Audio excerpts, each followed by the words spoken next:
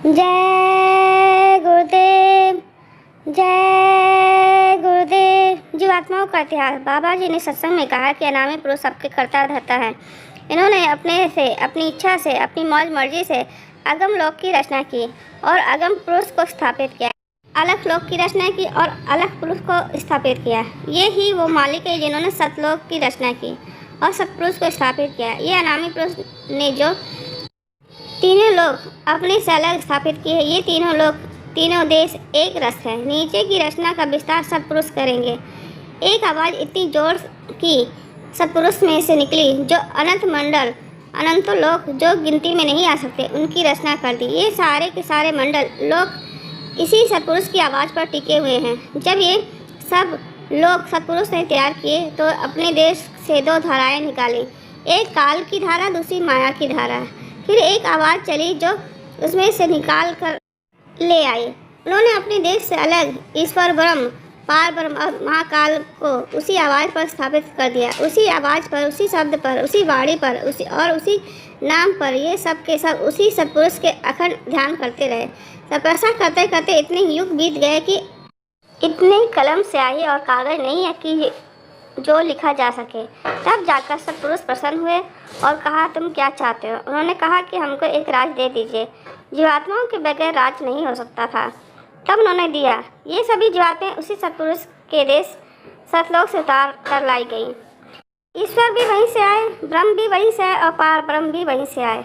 सब जीव वहीं से आए। पूरा मसाला जितना भी कारण का, सूक्ष्म का, लिंग का, स्थूल का, ये सब तथा जिसमें आप रहते हैं यानी पंच भौतिक शरीर, पृथ्वी, जल, अग्नि, वायु, आकाश, ये सब मसाले वहीं से आए। सभी जीवात्माएं रूहों, स्रोतों का एक ही रास्ता है। ये सभी एक ही रास्ते, शब्द, आवाज़, देव, वाणी से उतार कर लाई गई। दूसरा कोई रास्ता है ही नहीं। असली चीज़ ये है कि तुमको यानी जीवात्माओं को तपस्या से, सेवा से मालिक ने प्रसन्न होकर इनको दिया।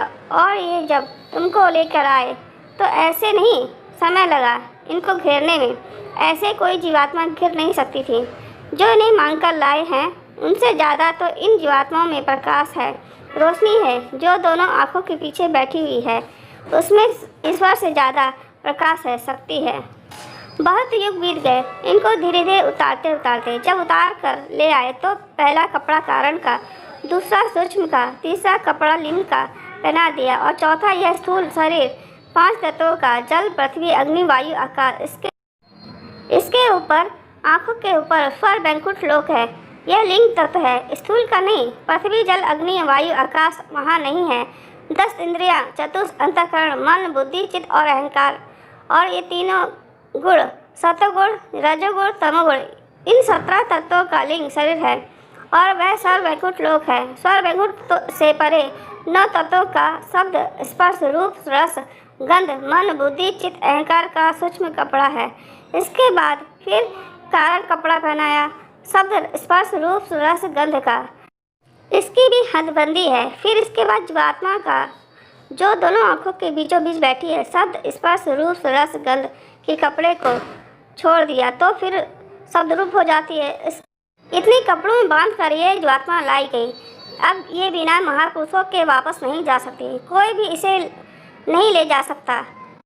आने जाने वाला मिलना चाहिए जो इन चारों कपड़ों को उतार चुका है, जिसकी सूरत सद्रूप हो गई है, वही इन जीवों को ले जा सकता है, बाकी कोई नहीं ले जा सकता। अपने अपने शरीर में जो जहाँ का नियम है, पाप का, पुण्य का, वहाँ भोगोगे। फिर 84 का 4 खानों का भोगोगे, फिर नरकों का भोगोगे। मनुष्य शरीर श्रेष्ठ है। इसमें एक दरवाज़ा है जो ऊपर के लोगों को जाता है। साधना के द्वारा जब जीवात्मा चारों शरीर से अलग जाती है फिर किसी बंधन में नहीं आती। शब्द, स्पर्श, रूप, रस और गंध कारण रूप है, कपड़ा है। जब तक इसे कपड़ा को उतार नहीं दोगे आज़ाद नहीं हो सकते। जीवात्मा जब ऊपर से आई थी तो पहले इसी कपड़े को जो बहुत झीना है उसे पहनाया गया था।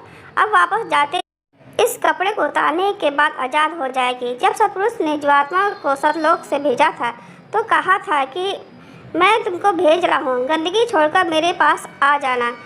इनसे जो मेरे दरबार के दरबारी हैं मिलते जुलते रहना, ये मेरा भेद बताते रहेंगे। वैसे तो उस आनंद के देश से कोई आना नहीं चाहती थी, लेकिन मालिक की इच्छा थी, मौज थी। मर्जी थी तो कोई क्या कर सकता था।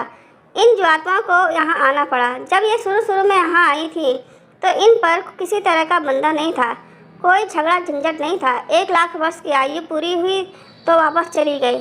ऐसी बहुत सी खेपें वापस चली गई, यानी गिना नहीं जा सकता।